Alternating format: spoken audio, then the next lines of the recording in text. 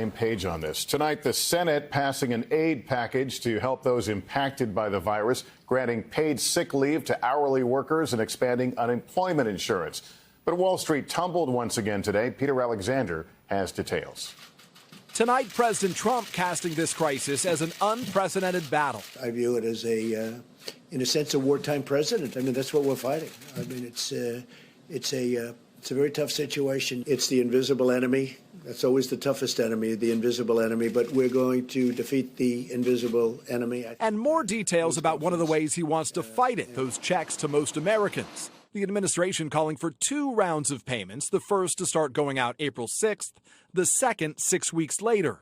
Congress is still negotiating, but it remains unclear how big the checks would be and who gets them. President Trump also pushing back on his Treasury Secretary's private warning to lawmakers that if the federal government does not act, unemployment could skyrocket to 20%. I don't agree. That's an absolute, total worst-case scenario. But no, we don't look at that at all.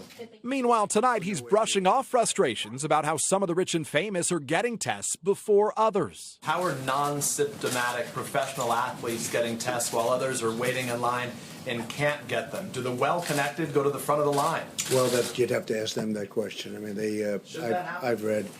No, I wouldn't say so, but perhaps that's been the story of life.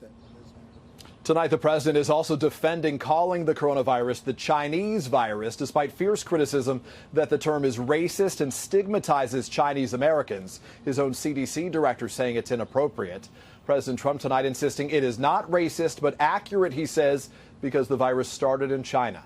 Lester? All right, Peter Alexander at the White House. And today's sell-off on Wall Street caused those so-called circuit breakers to trigger, essentially halting trading. It's the 7th time that's happened in 2 weeks. Some now wondering what is going to happen to our financial system and whether they should even consider pulling their money out of banks. Senior business correspondent